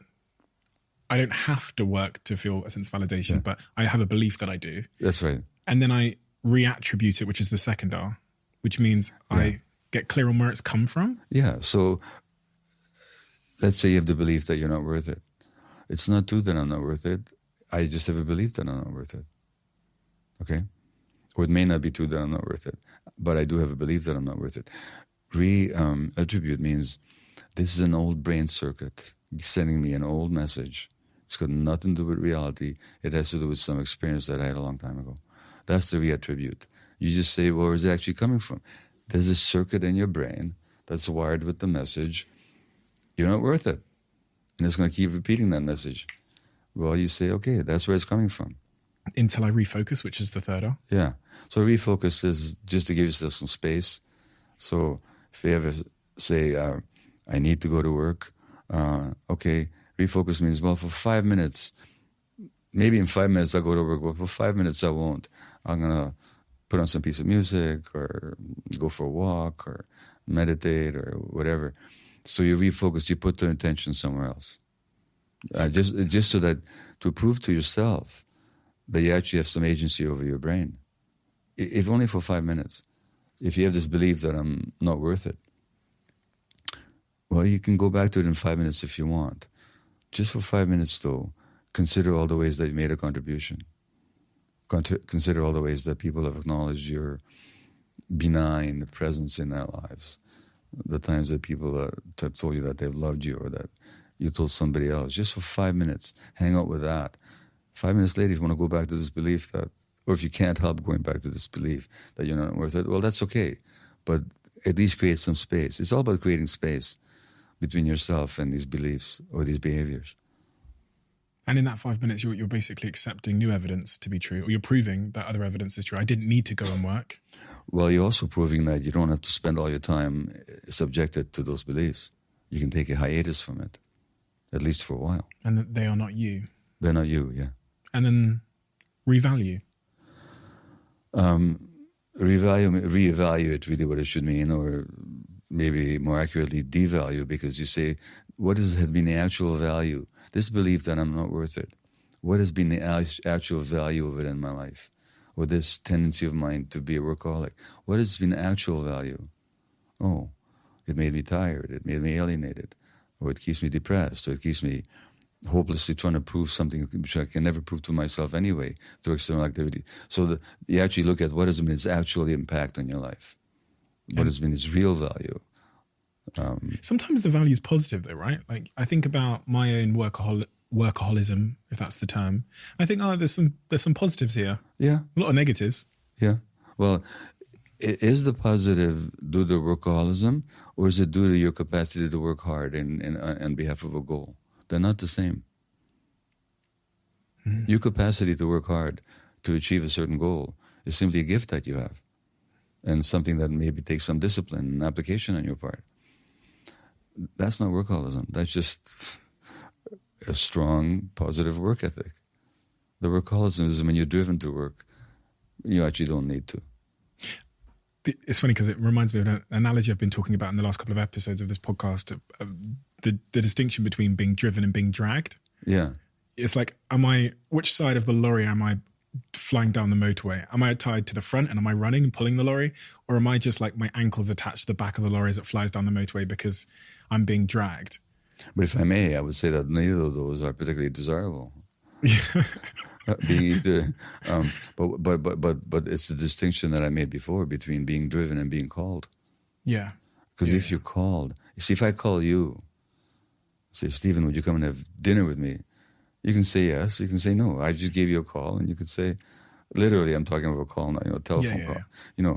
You can say yes, you can say no. There's a decision there. But you're the one who's making the decision. Yeah. When you're dragged or pushed or pulled, you're not making the decision. I'm a slave to the decision. Yeah, that's right. To the activity. One of the really interesting things I wanted to talk to you about is ADHD. Yeah. I've had a few of my friends in my close friendship circle diagnosed with ADHD recently. Mm-hmm. And then I looked into some of the statistics around ADHD. And I found this statistic that said in the 1980s, 1 in 20 US children were diagnosed with ADHD. Today, the number is roughly 1 in 9. Yeah. And just generally, around me, it feels like, and this could just be because of my own little narrow circle, or it could be because of a wider thing happening in society. It feels like there's been an increase in diagnosis of mental illness and things like ADHD. And the causes, when I spoke to my friend about what he believed the cause of his ADHD was, and he's posted this on LinkedIn and talks about it very publicly now, it seemed to point to, he seemed to believe it was relating to some kind of genetic or heritable factor. Yeah. Now, the issue that I've sort of been contending with myself, and why I spoke to Johan Hari about this and others about this, is if I am to accept that, then I feel like I'm accepting that we're being born somewhat broken. And this is almost what Johan Hari talked about in the early stages of his teenage years, where he was made to believe that there was this chemical imbalance in his brain, and therefore he was born broken, and here's the medication to solve it. Yeah. So, but I don't believe that. I don't personally believe that we're born broken. Well, anybody interested in the subject might do what I think Johan actually did, is to read my book on ADHD. It's called Scattered Minds. And I was diagnosed with it in my 50s, and so were a couple of my kids. But I never bought into the idea this is a genetic disease, or that it's a disease at all, genetic or otherwise. Now, as for the rising number of people being diagnosed with it, there could be two reasons, at least. One is we're better at diagnosis, so before we wouldn't have noticed it, but now we are. Or genuinely, there's more people who are having trouble in certain ways, such as with attention and impulse control and so on. But either way, the fact is that many more children are being diagnosed and medicated for this condition, particularly in the U.S., but also increasingly here in the U.K. as well, and in China and elsewhere. Now, as I said earlier, the fact is, here's the actual reality. Nobody's ever found a gene for ADHD. Nobody's ever found a gene that says, if you have this gene, you're going to have ADHD. No such gene has ever been found. No group of genes has ever been found that says, if you're going to have this gene, you're going to have this condition. Nor ever will be. And no such gene or group of genes have ever been found that if you don't have these genes, you will not have the condition. Now, there are some diseases that are genetic. One runs in my family, muscular dystrophy. If you have the gene, you're going to have the disease. My mother had it, my aunt had it. That's a genetic condition. And if you have the gene, you'll have the disease. Very rare, those kind of diseases. Now, there are some genes that the more of them you have, the more likely you are to have any number of mental health diagnoses: ADHD, depression, anxiety, even psychosis, bipolar illness. But there's no group of genes or set of genes or gene that themselves determine any one condition. As a matter of fact, you can have those same genes and not have any condition whatsoever. So something is being passed on, but it's not any kind of condition that's being passed on. What's being passed on is sensitivity. And the more sensitive you are, the more you're going to feel whatever's going on in the environment. So you take the same sensitive kid with these genes that confer greater sensitivity out of them, and sensitive means to feel, from the Latin word to feel, sincere. The more sensitive you are, the more you're going to feel. The more you feel, the more bad stuff happens, the more pain you're going to be in, and the more compensating you're going to have to do. At the same time, with those same genes, if you treat it well and you grow up in a healthy environment, you'll just be creative and happy and joyful and a leader or an artist or a shaman or a very creative CEO or whatever you're going to be. So the genes don't determine. They make you more sensitive to their environment. Now, if you go back to what I said about the tuning out, it's simply a defense. So the more sensitive you are, and the stress in the environment, the more you're going to feel the stress, the more you're going to need to escape from it by tuning out. So you didn't inherit ADHD, you inherited a sensitivity that makes it more likely under stressful circumstances that you will revert to tuning out when your brain is developing, which, by the way, is an organ that develops physiologically under the impact of the emotional environment. So if there's a lot of stress in a child's life, and what I'm saying is in this society, is that more and more parents are stressed, not because they don't love their kids, not because they're not doing their very utmost to provide for them, but because they're more stressed for all kinds of social, political, economic reasons. I mean, if you look at inflation in Britain, which is a high risk right now, more people are going to be stressed financially. Financial stress on the parents translates into physiological stress in the children. Those children may want to tune out because it's too much to be in the present. Some of them will be diagnosed with ADHD. They didn't inherit anything in terms of a disease. They're just reacting to the environment. So if we're diagnosing more and more kids these days, I think it's because the parenting environment has become much more stressed. And that's backed up in this book where you mentioned that study of 65,000 parents and their children with ADHD, right? You say... well, there's more trauma in their lives. Yeah, so the children, they do a study with 65,000? I forget, you're better than I am. It was 65,000. I read it 3 hours ago. I didn't. Yeah, but many thousands of kids, yeah. So, because I found that to be really, really sort of supportive of what you just said, where, I'm saying this from memory, but a study of 65,000 children and their parents, and they found that those parents who had more adverse traumatic events in their lives ended up having a higher chance of having a child that had ADHD. Well, look, if you look at, in the United States at least, poor kids and kids of so-called color are much more likely to be diagnosed with ADHD. Interesting. No, why would that be the case? Because they're living with so much more stress. Men as well, right? Men as well? Adults, you mean? Men, yeah. So I read that more men or more boys. Yeah, more men are diagnosed partly because in men the symptom of hyperactivity seems to be there more often. So when a kid is sitting in school and they can't sit still, that's obvious. The teacher will notice it. The girl who's kind of dreamy and tunes out, kind of fades away at the back of the class, she doesn't create any problems. So they don't, that's one of the reasons. But also, funny to say, but young boys, infant boys are more sensitive to environmental pressure than girls are, for some strange reason. So they're more likely to be affected by these factors. Seeing a boy like that in the class, that's fidgety, that has a poor attention span, bad response to stress, we medicate. Mm-hmm. What is the impact of that approach to treatment, medicating super early? I used to, when I worked as a physician, I would certainly prescribe medication sometimes. It's a question of who's prescribing it and with what intention. If I understand that the real problem in this child is not that there's anything intrinsically wrong with the child, but that they were developed in a stressed environment, and those stresses are still acting on them. And one of the stresses is the parents don't understand the kids' behaviors, and they tend to react rather harshly. Then if I can help the parent understand the sensitive nature of their child, which also means that when positive changes occur in the environment, the kid will be very responsive to that as well. If the parents can create a positive, accepting, understanding atmosphere in the home and work on their own stresses so they don't unconsciously pass them on to their kids, that kid will change very quickly. And I say, well, if in the short term the child wants the medication to function better, and no child should be forced to take medication, and medication are never the final answer, at the very most they're a stopgap. There's no proof whatsoever that medications help anybody heal from ADHD. They simply suppress symptoms, which may be helpful in the short term, but for God's sakes, go to work on the long-term development of that child. And what does that mean?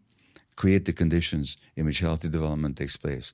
That child will do very, very well. If you think the problem is a disease that you're just going to medicate away the symptoms of.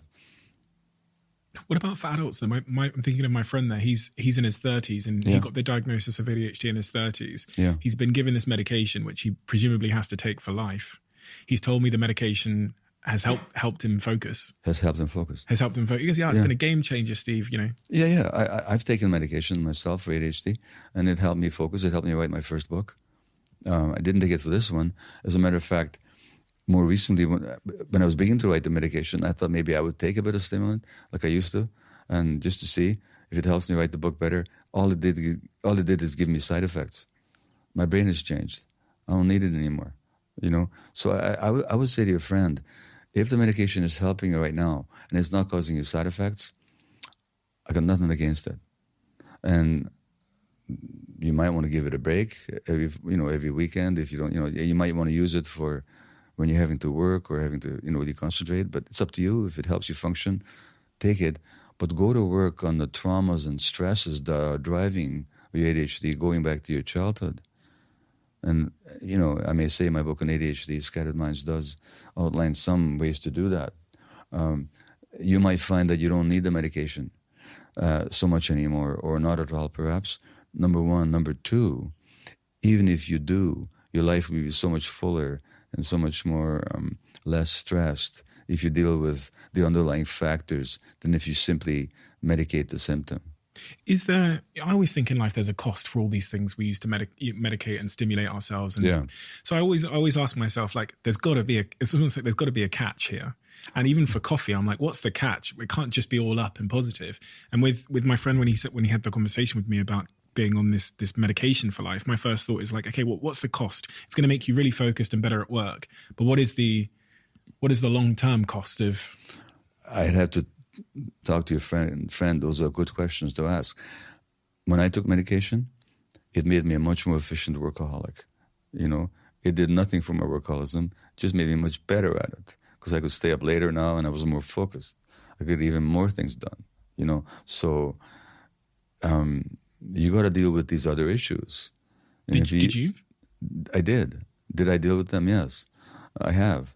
And there's so much more, like dealing with the trauma. Like I'm telling you, if your friend's got ADHD, I can tell you he had it stressed early for years. And his parents were stressed. So deal with that. Deal with what conditions are you creating now in your life that create more stress for you.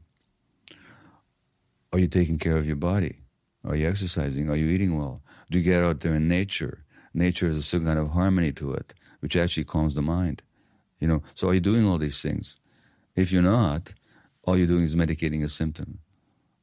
If you are taking the medication specifically to help you focus, but you're working on these other issues, you'll have a much fuller life, and you may find you don't need the medication after a while. You came off the medication for your ADD? Yeah. Because I'm just not that medically well versed. What's the difference between ADD and ADHD? It's a kind of a confusion. ADHD simply means that the hyperactivity is present. Okay. So you can have ADD with or without hyperactivity. Okay. So the actual, proper way to write it is AD, and in brackets HD, so that's indicating that the hyperactivity may or may not be there. Got you. So you were on medication. You did the work. Yeah. You're now not on medication.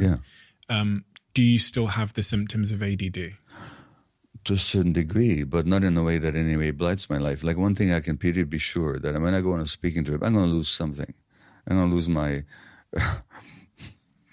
my portable electrical tooth cleaner, or I'm going to, in this case, I left my rain jacket in Budapest when I came here you can take it for granted that my attention will just not notice something that I haven't packed yet. Well, that's okay. I'm going back to Budapest next week, so I'll get to get my rain jacket back. But sometimes it's the cost of being me. So what? So no, not in every way, but that's not the point. Nobody's life has to be perfect. It just has to be a life that I want to live and I can enjoy living. That I have, so who cares if sometimes I forget something or I lose something, or even if I'm listening to a symphony and I can't keep my attention on it. Okay, so I can't. You talk about this toxic society. Yeah.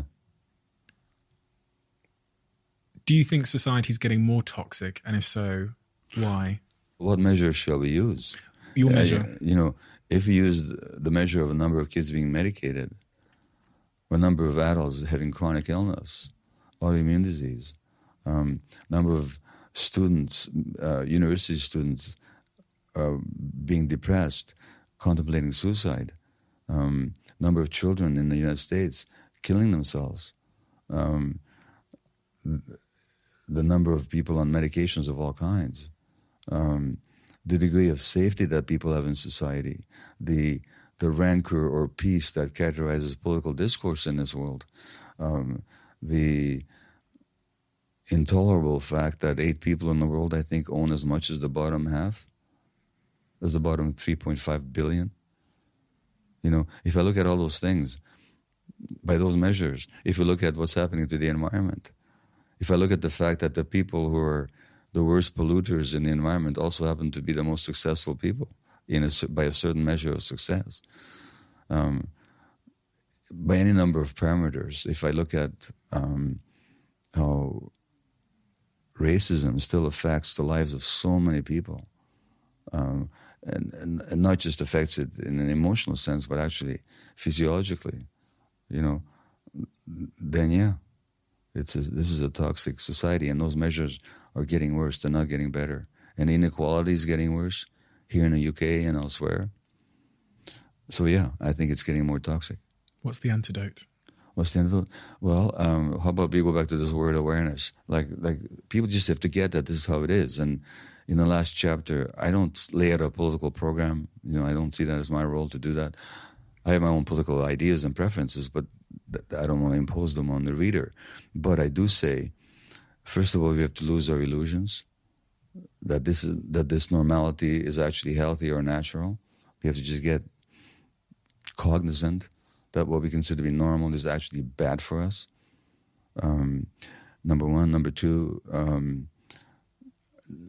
just if we introduced the concept of trauma into healthcare, like the average doctor, again, strange to say, doesn't hear a single lecture in their medical training about the impact of trauma on physical or mental health, which is astonishing, given that it was a British psychologist, Dr. Richard Bentall, who pointed out not that many years ago that the evidence linking what we call mental illness and childhood adversity is about as strong as the evidence linking smoking and lung cancer. And the average physician doesn't hear a word about that. It's astonishing. Education, teachers, if they understood child development, brain development, the developmental factors that children need, that I cite in this book, and if they understood how trauma affects kids' capacity to learn, to pay attention, and to behave in functional ways. The Daily Telegraph here in London, not that long ago, was bemoaning the fact that kids aren't caned anymore in schools. I mean, what they were moaning about is that we no longer traumatize kids quite as harshly as we used to. That's all it does, caning.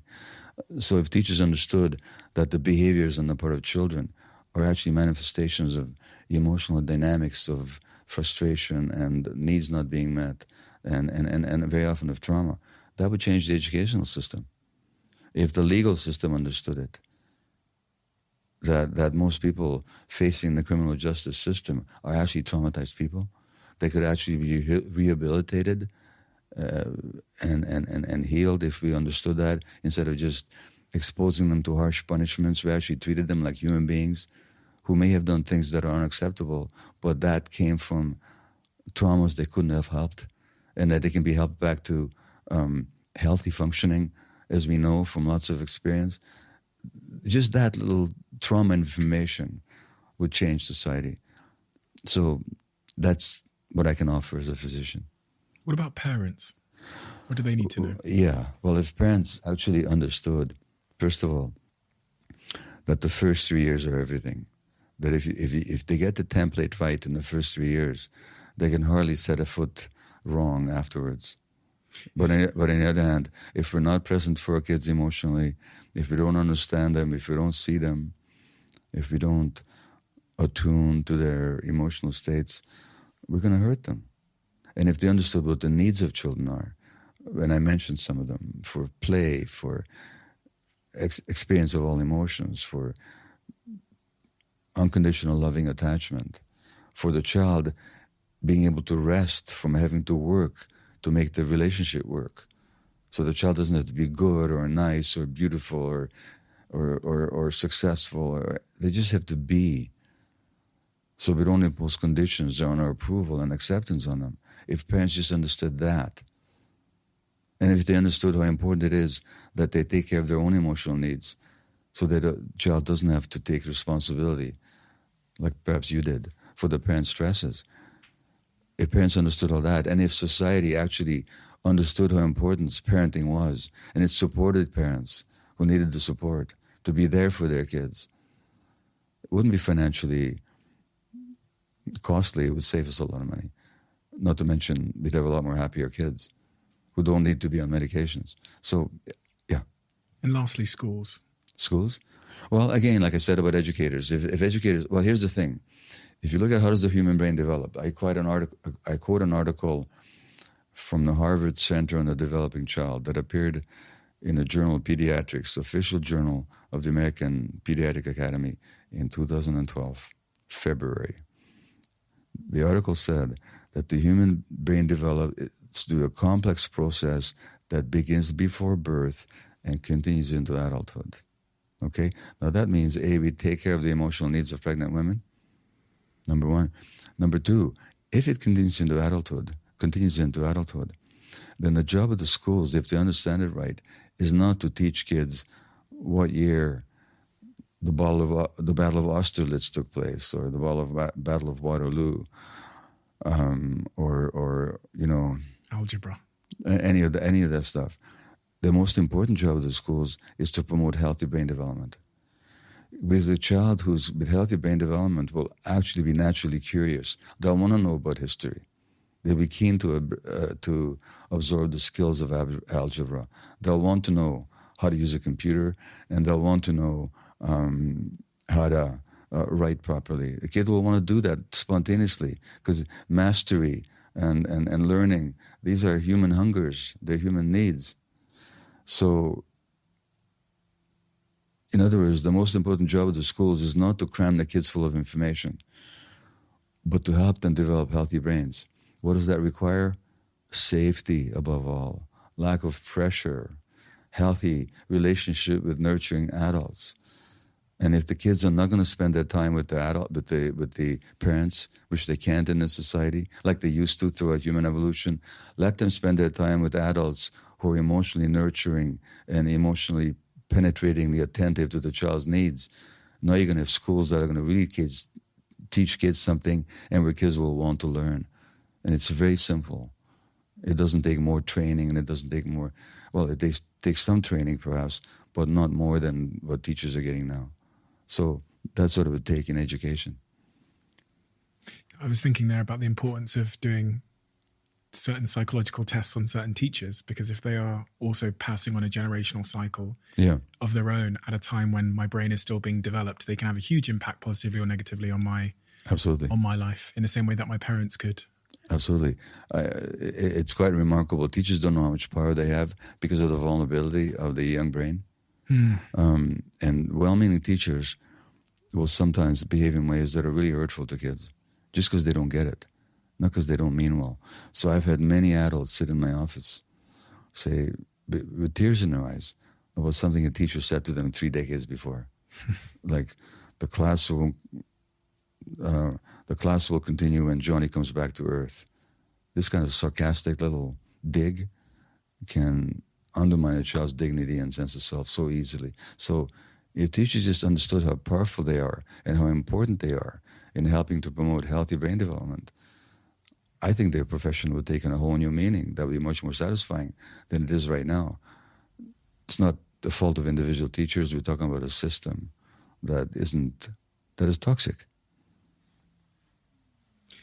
Gabor, we have a closing tradition on this podcast. Oh, okay. Where the previous guest asks a question for the next guest. Okay. I don't get to see it until I open the book. So there's a question written here for you. Before I ask you this question, I did have a question of my own, which was, you're in your 70s now. What are you still working on in terms of your own traumas? Is there anything, even though you're in a later stage of your own life, that you're still sort of struggling with as it relates to that puppet master pulling on the strings and that kind of analogy that we gave earlier? Yeah. It's a sense of peace when I'm not doing anything. Just being. The capacity just to be. That's something I'm still looking for. Not looking for like I was looking for a lost puppy, but I'm still searching myself for. And where exactly does that come from in your own diagnosis? How about if I tell you when I find out? Yeah. I mean, I can give you a textbook answer, but it wouldn't be authentic. Okay. So you don't know entirely? I have some senses, I have some ideas, and then it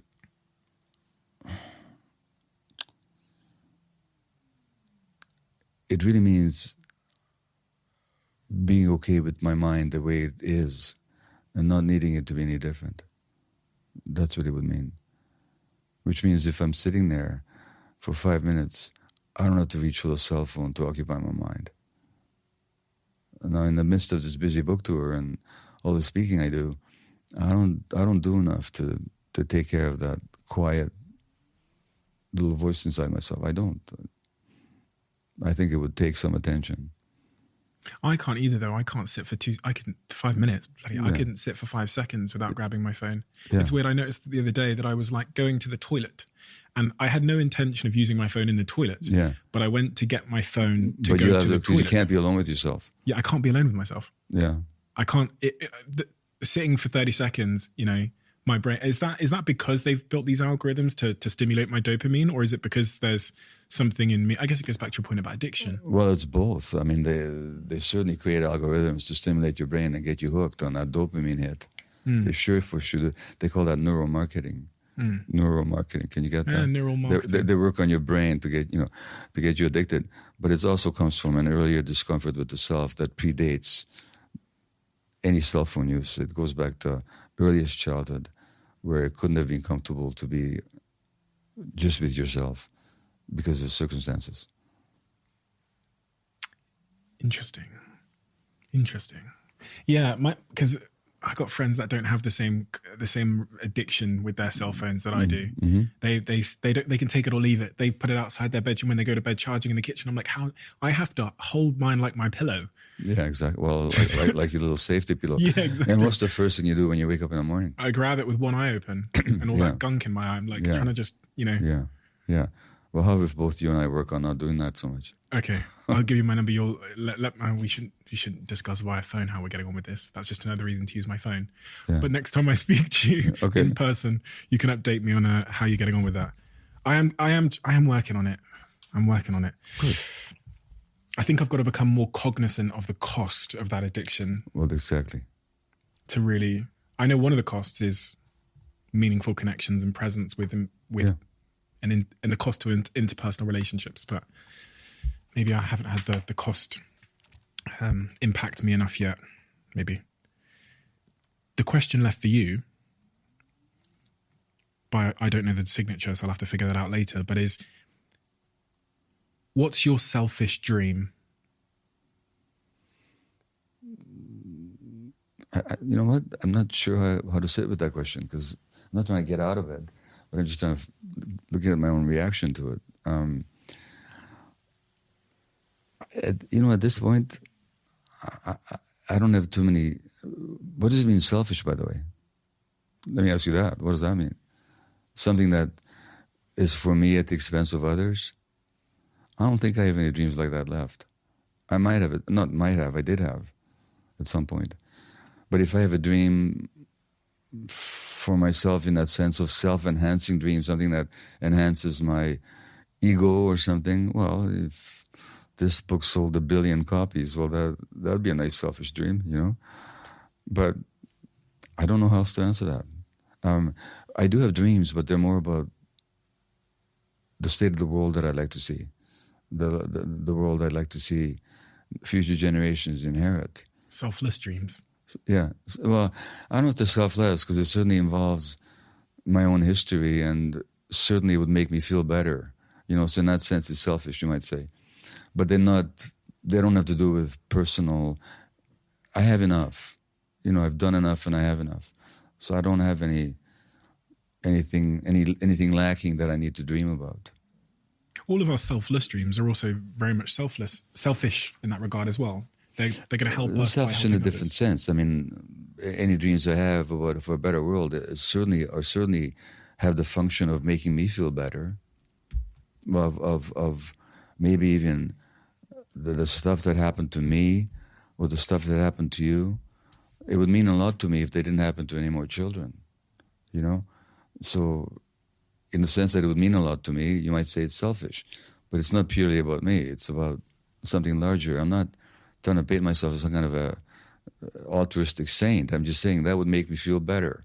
If I really knew that kids in Gaza didn't have to face any more bombings, if kids in Israel didn't have to face any more danger of terrorist attacks, if, not that I see inequality there, but I'd like that for both of them. If kids in Ukraine didn't have to live under the threat of missiles falling, if people in Russia didn't have to live with the fear of perhaps a nuclear conflict, or their young men being conscripted into a war, if kids in Britain, you know, didn't have to live in poverty, wouldn't that make you feel better?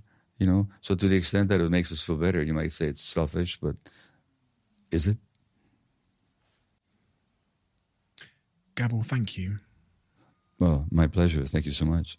Thank you so much for writing such an important book. I think my only wish is that I discovered this book sooner, because I think so many of I think it would have liberated, that's a good word, liberated me from a series of things that would have helped me to live a much better life and to understand myself. That's the point of awareness that we talked about. I know that your advanced age is over, isn't it? Yeah, but I think we all want the answers even sooner, because we reflect on some of the consequences or the mistakes or that we made. Not that I'm imprisoned by any of those, but it's you know, and so it's so wonderful that this book now exists. You're a name that I started to be peppered with by my audience over and over again, specifically in the last 12 months. People. Really, really young people were messaging me and asking me to have a conversation with you about the topics we've talked about today, things like ADHD and their trauma and so much. And, you know, I sit here every day talking to a lot of people on this podcast. And I think my understanding of trauma has forever been redefined by both this conversation today, but also by your book. And I'm so thankful to you, because I think that'll help me speak on the topic with more accuracy. And therefore, hopefully help other people understand their own trauma in a more meaningful way. It's just such an important book. Well, thank you so much. Thank you so much for giving me the platform to talk about my work and just the opportunity to meet you. Thanks a lot. And it's written in such an accessible way, which is so important, because that means it can reach even more people. Thank you so much. Okay, thank you.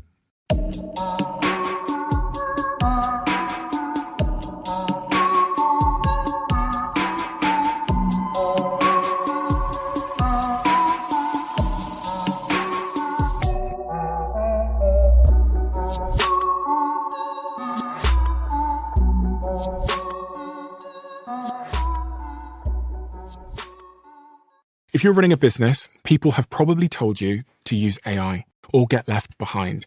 And I get that urgency. Still, AI doesn't fix a messy business. It exposes one because AI can only work with the information it can see. So if you ask AI something about your business, about stock or sales or customers or about your team, that information needs to be connected to the AI to be useful. That's the idea behind NetSuite by Oracle, the sponsor of this episode. NetSuite is the AI-powered business management suite that securely connects your financials, your inventory, your commerce, your HR, and your CRM into a single source of truth. And with NetSuite Next, AI is built into that connected system.